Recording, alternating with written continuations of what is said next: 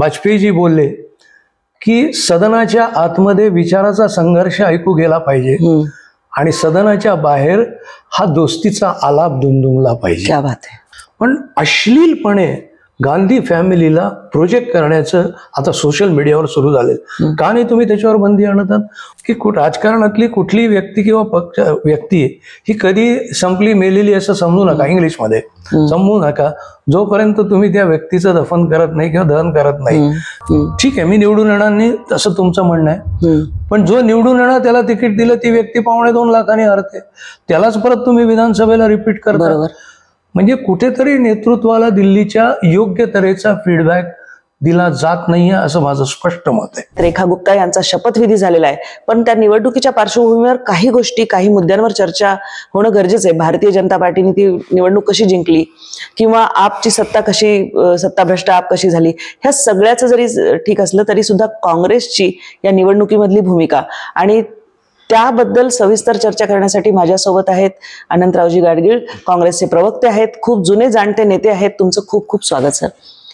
मुख्यतः म्हणजे एकंदरच आपण काँग्रेसच्या परिस्थितीबद्दल बोलणार आहोत, पण दिल्लीच्या अनुषंगाने पहिल्यांदा सुरुवात करूया की दिल्लीमध्ये तितक्या गांभीर्याने लढली नाही का काँग्रेस? कारण 15 वर्ष तुमची सत्ता होती आणि आजही आठवण केली जाते की शीला दीक्षित यांनी केलेलं काम अतिशय उत्तम होतं, त्याची आठवण दिल्लीकरांना आजही आहे. मग नेमकं असं काय होत गेलं, कुठं चुकत गेलं?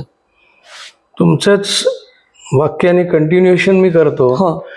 आम्हालाही प्रश्न असा पडतो की शीला दीक्षितांनी जेवढं काम केलं तर मग लोकांनी त्यांना मतं काँग्रेसला का नाही दिली?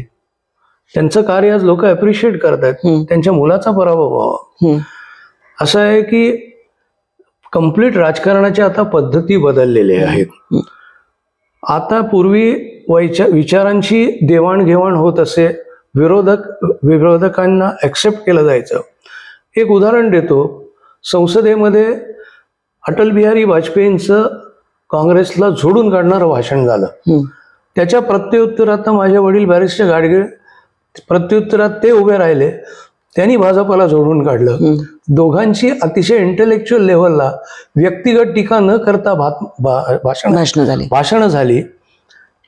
भाषण वडिलांचं संपल्यानंतर वाजपेयी वडिलांकडे आले, हात धरला त्यांचा, सेंट्रल हॉलला घेऊन गेले आणि दोघं चहा प्यायला बसली. पत्रकारांनी आणि तिथल्या उपस्थित खासदारांनी गर्दी केली की अहो 5 मिनिटापूर्वी तुम्ही एकमेकाच्या अंगावर आणि आज तुम्ही, तेव्हा आता ते हिंदी वाक्य मला आठवत नाहीये, पण अशा अर्थाचं वाक्य वाजपेयीजी बोलले की सदनाच्या आतमध्ये विचाराचा संघर्ष ऐकू गेला पाहिजे आणि सदनाच्या बाहेर हा दोस्तीचा आलाप दुमदुमला पाहिजे. क्या बात आहे. हा, असं त्यांचं ते वाक्य होतं. ही ती परंपरा होती. आज कसं झालेलं आहे, तुम्ही आम्हाला विरोध करता काय, बघतो आम्ही तुमच्याकडे. मग कुठल्याही सर्व सरकारी माध्यमांचा वापर करून त्या व्यक्तीवर दबाव आणायचा, हे एक दबावाचं राजकारण देशामध्ये सुरू झालेलं आहे. काही लोकांना इन्क्वायरी करायची, हा एक भाग झाला. दुसरं असं आहे की सातत्याने आम्ही ओरडतो की निवडणूक पारदर्शक होते की नाही याची जांच व्हायला पाहिजे. परवा मी एका पुण्यातल्या वर्तमानपत्राच्या असंच चॅनलवर मी बोललो की आपल्या देशामध्ये इलेक्शन कमिशन आपण म्हणतो की इंडिपेंडेंट आहे, ऑटोनॉमस, पण आम्ही केलेल्या तक्रारीची दखल घेत नाहीये, आम्ही केलेल्या मागण्या मंजूर होत नाहीत किंवा त्याच्यावर चर्चा होत नाही. मी IT क्षेत्रातला माणूस नाही, पण IT क्षेत्रातले माझे मित्र म्हणतात की जरी EVM संशय, म्हणजे EVM वर मी टीका करत नाहीये, पण मी संशय व्यक्त करतो की ते म्हणतात की EVMचं सॉफ्टवेअर बदललं जाऊ शकतं. हा एक संशयातला भाग आहे, मला ITतलं कळत नाही, पण ते असं म्हणतायत. मग त्याचं शहानिशा करा ना, तेही केलं जात नाही. मग राहिला उपाय काय की देशात मध्ये एखाद्या व्यक्तीला, एखाद्या नागरिकाला जर न्याय मिळत नसेल तर आपण हायकोर्ट, सुप्रीम कोर्ट अशा पायऱ्या टाकतो. आम्ही सुप्रीम कोर्टात गेलो.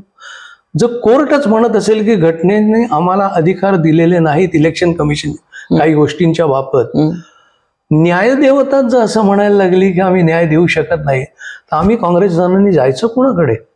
राष्ट्रपतींना भेटून आम्ही निवेदन देतो. सुप्रीम कोर्टने असे हे उद्गार व्यक्त केलेले आहेत, हे मी ऐकलं. मग प्रश्न असा येतो की मग हा लढा मग आता शेवटी या जनतेच्या समोर धर. पण तोपर्यंत काय झालेलं आहे की या सगळ्या गोंधळामध्ये काँग्रेसच्या जागा कमी निवडून आल्या. कारण आपण जर सोशल मीडियावर एक प्रकार बघितला तर आमचं म्हणणं आहे ठीक आहे, आमचं चुकत असेल तर जरूर विरोध करा, पण अश्लीलपणे गांधी फॅमिलीला प्रोजेक्ट करण्याचं आता सोशल मीडियावर सुरू झालेलं. का नाही तुम्ही त्याच्यावर बंदी आणतात? खोटं आहे. म्हणजे नेहरू अमक्याच धर्माचे होते, खोटं पसरवलं गेलंय. आमका काहीतरी नको त्या सोनिया गांधींच्या बद्दल अपप्रचार सुरू झालेला आहे. ती व्हिडिओ सगळीकडे आले. हे आर्टिफिशियल इंटेलिजन्सच्या द्वारा केलं झालं असं म्हणतात. पण असं करण्याच्या ऐवजी ठीक आहे, तुम्हाला काँग्रेसचे विचार पटत नाहीत, तुम्ही विरोध करा ना, तुम्ही मांडा जाहीरपणे, आम्ही त्याला उत्तर देतो. ते करायचं नाही आणि काहीतरी अश्लील किंवा अर्धवट सोशल मीडियातनं प्रचार करायचा काँग्रेसजनांच्या बाबतीत. सातत्यानं काँग्रेसजनांच्या बाबतीत बोललं जातं की अमक्या समाजाचं लांगलचालन करतात, त्यांनाच ते केलं जातात. मला दाखवा की काँग्रेसने प्रत्येक, तुम्ही राज्याचा जर गेल्या 20-25 वर्षाचा इतिहास बघितला तर काँग्रेसने एक प्रत्येक समाजाला न्याय देण्याचं काम केलं. एक आमचं स्थानिक उदाहरण देतो. ज्या वेळेला माझे वडील पुण्याचे खासदार होते, त्यांनी एक निर्णय घेतला होता की पुण्याचा महापौर हा प्रत्येक, त्यावेळेला 1 वर्षाची टर्म होती. वडिलांनी हा निर्णय घेतला आणि सगळ्यांनी मानला की प्रत्येक वर्षी आपण प्रत्येक समाजाला एक रोटेशननी न्याय देत. म्हणजे 1 वर्ष आम्ही मराठा मेयर केला, दुसऱ्या वर्षी दलित मेयर, तिसऱ्या वर्षी अल्पसंख्याक मेयर, आणि हे असं रोटेशन आम्ही 4थ्या वर्षी जैन समाजाला. म्हणजे समाजाच्या प्रत्येक घटकाला एक काम करण्याची संधी त्यावेळेला. पुण्यातले मी एक स्थानिक उदाहरण दिलं. अशी अनेक उदाहरणं काँग्रेसची देशात देता येतील. पण असं असलं तरी एक आहे की ईव्हीएम याबद्दल जो काय वाद किंवा शंका निर्माण केली जाते, तर ईव्हीएम हे टाईपरायटर इतकं बेसिक मशीन आहे. ते काही कम्प्युटर सारखं असं मशीन नाही इतकं ऍडव्हान्स की त्याच्यामध्ये काही व्हायरस, कारण ते नेटवर्कला कनेक्टेड नाहीये. त्यामुळे त्याला हे करणं असं नाहीये, असं तज्ञही सांगतात. शिवाय निवडणूक आयोगाचं जर म्हणलं तर निवडणूक आयोगाने सांगितलं की येऊन आमची हॅक करून दाखवा. त्यांनी सगळ्यांना खुलं हे पण सांगितलेलं आहे. अर्थात ईव्हीएमचा मुद्दा असा आहे की हेही लक्षात घ्यायला पाहिजे की भारतीय जनता पार्टीने सुद्धा एकेकाळी ईव्हीएमवर ऑब्जेक्शन घेतलेलं होतं. जो पक्ष हारतो तो बहुतांश वेळा ईव्हीएम बद्दल बोलतो, असं एक जरी आपण गृहीत धरलं. पण तो एक मुद्दा झाला. पण दुसरं मला हे म्हणायचं आहे की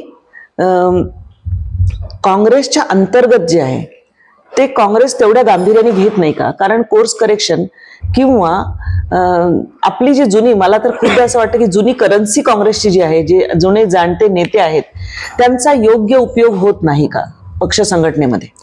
नाही, एक असं आहे की आता तुम्ही एक जो मुद्दा घेतला तो त्याचं पहिल्यांदा उत्तर देतो की ईव्हीएमच्या बाबतीत हॅक करता येत नाही. मला आयटीच्या लोकांनी सांगितलं की बरोबर आहे, हॅक करता येत नाही, आणि कुठलीही यंत्रणा, कम्प्युटर असेल, लॅपटॉप असेल, हॅक करायला तुम्हाला एक्सटर्नल सोर्स लागतो. बरोबर. ईव्हीएमला तो नाही आहे, मान्य आहे. पण आयटी क्षेत्रातली तीच मंडळी जे म्हणतात की हॅक करता येत नाही, ते असंही म्हणतात की सॉफ्टवेअर चेंज होऊ शकतं. म्हणजे त्यांच्या म्हणण्याप्रमाणे हे खरं आहे का खोटं मला माहित नाही, पण त्यांचं म्हणणं असं आहे की 5 वेळा जर पंजा दाबला तर मत काउंटिंगच्या वेळेला कदाचित तो 3 भाजप कमळाकडे सुद्धा रूपांतरित आतल्या आत होऊ शकतं. आता यावर तुम्ही आम्हाला सिद्ध करून दाखवा ना.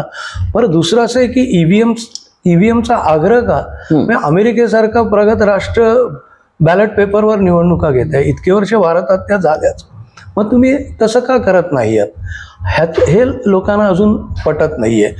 एक मी मान्य करेन की कदाचित काँग्रेस त्याला उत्तर द्यायला थोडीशी कमी पडत असेल. दुसरं असं आहे की काँग्रेसमध्ये आज एक नाही म्हटलं तरी एक जनरेशन गॅप तयार झालेली आहे. आता नवीन तरुण येणारा वर्ग, त्याची माध्यमं वेगळी आहेत, तो पक्षाकडे बघण्याचा दृष्टिकोन, नवीन तरुण नेतृत्वाचा पक्षाकडे बघण्याचा दृष्टिकोन वेगळा आहे. त्या बदलत्या परिस्थितीत थोडा काँग्रेसला आता ऍडजस्ट व्हायला वेळ लागेल. परंतु काँग्रेसचा इतिहास असा आहे, 1977 साली देशात काँग्रेस भुईसपाट झाली, 80 साली इंदिराजींच्या नेतृत्वाखाली परत 325 जागा आल्या, 84ला 410 जागा आल्या, पुन्हा 89ला आम्ही हारलो, पुन्हा 91ला दिल्लीत आपलं सरकार आलं, भले कोॲलिशन असेल. महाराष्ट्रातही तसंच झालं, आणि 77ला हारल्यानंतर आंध्र कर्नाटकमधनं 2/3 बहुमत घेऊन काँग्रेस पुन्हा सत्तेत आली होती. म्हणजे काँग्रेस हारते तेव्हा ती काही संपेल असं कुठलाही राजकीय पक्ष संपणार नाही. बरोबर. आणि चर्चिलनीच गमतीने म्हटलेलं होतं, पंतप्रधान चर्चिलने, की राजकारणातली कुठली व्यक्ती किंवा पक्ष व्यक्ती ही कधी संपली मेलेली असं समजू नका, इंग्लिशमध्ये समजू नका, जोपर्यंत तुम्ही त्या व्यक्तीचं दफन करत नाही किंवा दहन करत नाही. राजकारणात कुठली व्यक्ती कुठलाही पक्ष कधी नंतर कालांतराने काही इश्यूवर वर येऊ शकतो. पण मग मला हे म्हणायचंय की अनेक नेते काँग्रेसकडे आहेत जुने, आणि तुम्ही जसं म्हणालात की एक पिढीचं अंतर तयार झालेलं आहे कुठेतरी. G23चा एक जो प्रयोग झाला होता तो पण झाला. मग जुन्या जाणत्यांनी एकत्र येऊन काहीतरी पुन्हा संघटन चांगलं बांधावं. कार्यकर्ते किंवा सेवा दलाचे जे खेळ होते ते जवळपास कुठेही दिसत नाही आता तसं काम. तर हे सगळं पक्ष बांधणी आणि संघटनेची बांधणी ही करणं गरजेचं आहे असं वाटतं का? कारण आणि निवडणुका अधिक गांभीर्याने घेणं. थोडाफार मी तुमच्याशी या विषयावर सहमत आहे.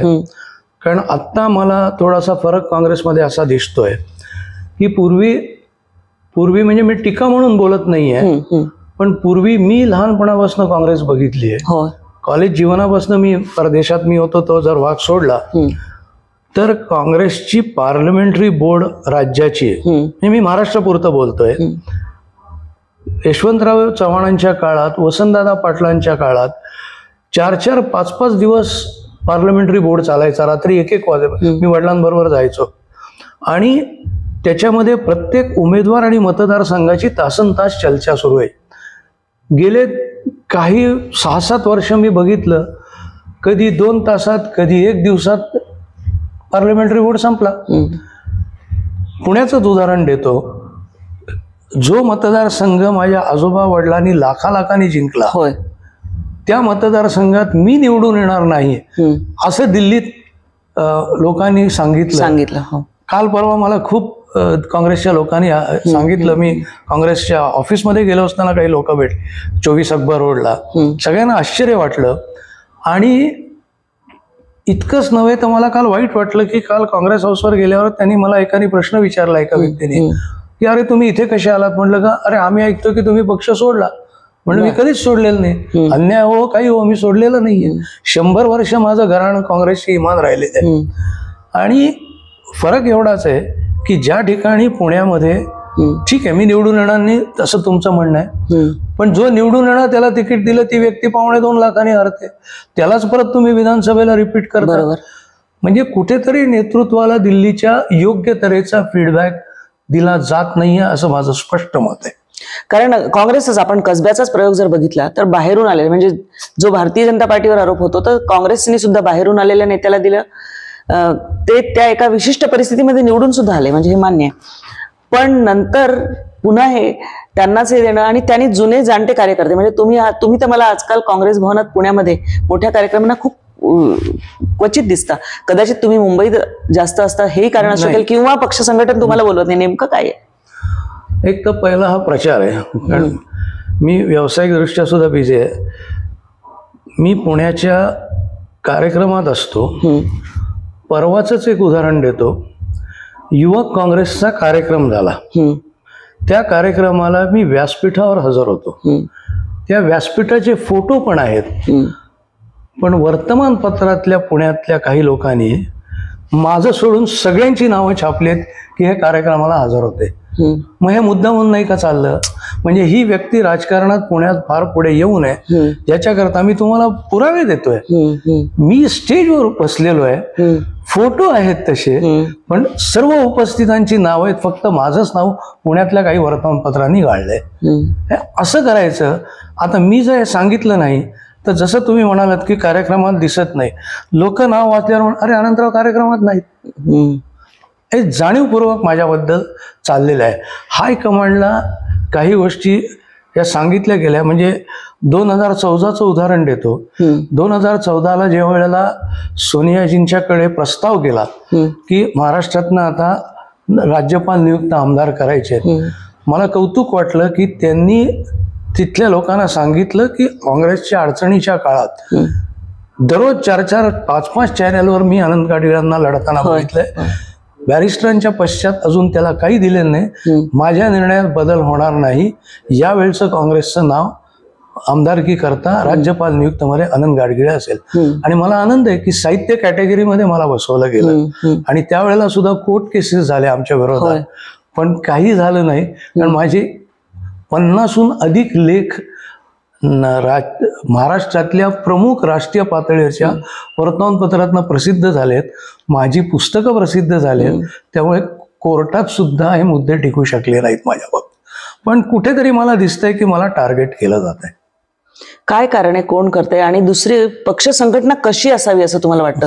आणि तुम्ही जुन्यांनी सगळ्यांनी एकत्र येऊन कधी हायकमांडला भेटून हे करणं गरजेचं आहे असं वाटतं का?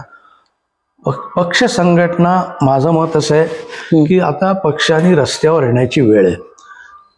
सोशल मीडिया एक माध्यम आहे, पण मी तुम्हाला सांगतो की अमेरिकेत 4 विद्यापीठांनी रिसर्च केला, सोशल मीडियातनं इलेक्शन जिंकता येत नाही. बरोबर. लोकांचा जो समज आहे की सोशल मीडियावर आलं म्हणजे आता ठीक आहे, वातावरण होईल, चर्चा होईल त्याच्यावर, पण सोशल मीडियाने इलेक्शन जिंकता येत नाही.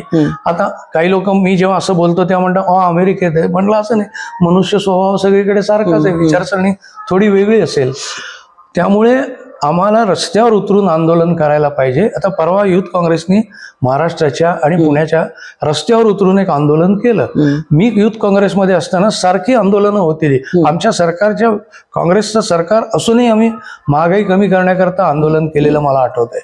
तेव्हा हे जर काँग्रेसनी केलं लोकांच्या प्रश्न, तर काँग्रेसनी पहिलं एक केलं पाहिजे की जे मूळ काँग्रेस बरोबर कायम राहिलेले आहेत त्यांना न्याय दिला पाहिजे. पक्ष बदलून न्याय दिल्याने त्यांची गॅरंटी नाही. ते आज आमच्याकडे उद्या दुसरीकडे.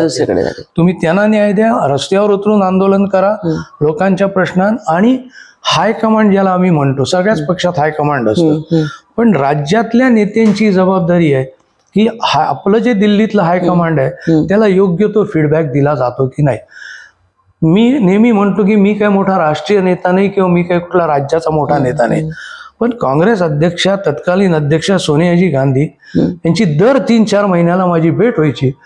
पाऊण तास, 1-1 तास कधी कधी माझ्याशी बोललेले आहेत महाराष्ट्राच्या प्रश्नावर.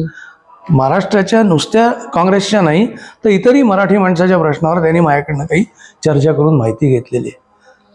ते व्हायला पाहिजे. मग लोकसभेमध्ये आपण आत्ताच जर उदाहरण बघितलं तर नुकत्या झालेल्या लोकसभेमध्ये काँग्रेसला मिळालेली एकदम ताकद म्हणजे तसे 13 आणि मग म्हटलं तर 14 असं खासदार दिल्लीत आले राज्यातून, आणि एकदम विधानसभेमध्ये परिस्थिती बदलली.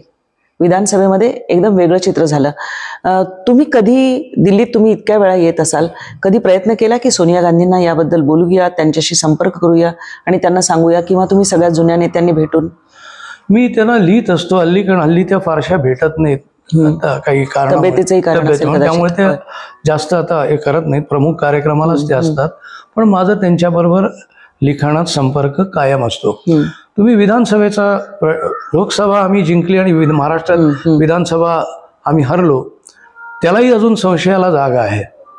म्हणजे 5 ते 10 वर्षात महाराष्ट्राच्या मतदारांची जी लोकसंख्या वाढली, मतदार संख्या वाढली, अवघ्या 6 महिन्यात 2 निवडणुकांमध्ये तेवढीच वाढते. मग आमचं जे म्हणणं आहे की महाराष्ट्रात ही लोकसंख्या एवढी वाढली, ही कशी वाढली हे इलेक्शन कमिशननी दाखवावं. तेही ऐकून घेत नाही आहेत आमचं. इलेक्शन कमिशन महाराष्ट्रातल्या लोकसभा आणि विधान 3-4 मतदारसंघात आम्ही दाखवून दिलं की बाबा मोठा एखादा कॉम्प्लेक्स आहे, रेसिडेन्शियल कॉम्प्लेक्स, आणि त्याच्यामध्ये एकाच पत्त्यावर 500, 1000, 2000 मतदार दाखवले असतील तर ठीक आहे, पण एकाच इमारतीमध्ये, की ज्या इमारतीमध्ये 500 लोकही राहत नाहीत, तिथे 500 नावं आहेत, अशा तऱ्हेच्या आमच्याकडे तक्रारी आलेल्या आहेत. मग ह्या संशय आमचा तुम्ही का दूर करत नाहीत? आम्ही सारखं तेच म्हणतो, इलेक्शन कमिशननी हे दाखवावं, कोर्टाने ह्याच्यावर न्याय द्यावा, पण काहीच आमचं होत नाहीये. सोनियाजींना जसं तुमचा संपर्क असतो, राहुल गांधींशी कधी संपर्क असतो? त्यांच्याशी त्यांच्याकडनं काही दखल घेतली जाते, उत्तर देतं, कधी कधी उत्तर, म्हणजे ते इतके, आता मी जेव्हा जेव्हा त्यांना लिहिलं तो काळ सबंध ते यात्रेतच होते, पण तरी सुद्धा वेळ काढून त्यांनी काही माझ्या 1-2 मुद्द्यांना चांगलं वाईट जे काय त्यांना पटलं नाही पटलं, आणि तो सोनियाजींचाही तोच स्वभाव होता, पटलं तर सांगायचं की छान लिहिलंयस, नाही पटलं तर मला पटत नाही, हेही मला सांगायचं, असं आहे. खूप चर्चा करण्यासारखं आहे. दिल्लीमध्ये नेमकं काय झालं असेल असं मला म्हणजे खरं काँग्रेसनी गांभीर्याने नाही घेतली का निवडणूक फारशी, म्हणजे पाहिजे तेवढी? काँग्रेसनी गांभीर्याने मी आता दिल्लीत काही एवढा फिरलो नाही, 2च दिवस झालेत मी आलोय आणि लोकांची चर्चा करतोय. पण लोकांचा एक पहिला उद्देश असा होता की कुठेतरी एक केजरीवालांच्या स्वभावामुळे त्यांच्यातला अहंकार, मला जे लोकांनी सांगितलं खरं खोटं मला माहित नाही, पण तो कुठेतरी आम्हाला एक बाजूला करायचा होता. म्हणून वास्तविक काँग्रेस आणि आपनी एकत्र येऊन लढवावं असं सुरुवातीची चर्चा कोण होती. पण काँग्रेस जनांच्या मनातही नव्हतं, लोकांच्या मनातही नव्हतं. काहीतरी एक आपच्या बाबतीत एक वेगळ्या प्रकारचं चित्र निर्माण झालं होतं आणि त्यामुळे लोकांनी मला असं दिसतंय दिल्लीत विचार केला की पहिलं केजरीवालना हलवा, काँग्रेसचं नंतर बघू. त्यामुळे काँग्रेस याच्यामध्ये मेन स्ट्रीम मध्ये आत्ता आलीच नाही या दोघांच्या वादामध्ये, असं एक मला साधारण अनालिसिस दिसतोय. तुम्ही बोललात अनेक विषयांवर, खूप खूप धन्यवाद. पुन्हा भेटत राहू, पुन्हा बोलत राहू. तुमचं काय मत आहे काँग्रेसबद्दल, काँग्रेसच्या संघटनेबद्दल? कारण जुना पक्ष आहे. 2 निवडणुकांनंतर यावेळी लोकसभेमध्ये बऱ्यापैकी अंतर कापलं गेलेलं आहे आणि आपल्याला चित्र ते लोकसभेमध्ये स्पष्ट झालं. विधानसभेमध्ये ज्या पद्धतीची हार महाराष्ट्रात झाली तसं अनेक राज्यांमध्ये होताना दिसते. कुठेतरी पक्ष संघटनेमध्ये जुन्या जाणत्या नेत्यांना डावलण्यात येतंय का, हा एक महत्त्वाचा प्रश्न आहे. आणि या सगळ्याबद्दल तुमचं काय मत आहे ते नक्की कमेंट बॉक्समध्ये कळवा आणि आमच्या चॅनलला सबस्क्राईब करायला विसरू नका. तुर्तास गाडगीळ साहेबांबद्दल सोबत मी आपली रजा घेते. धन्यवाद.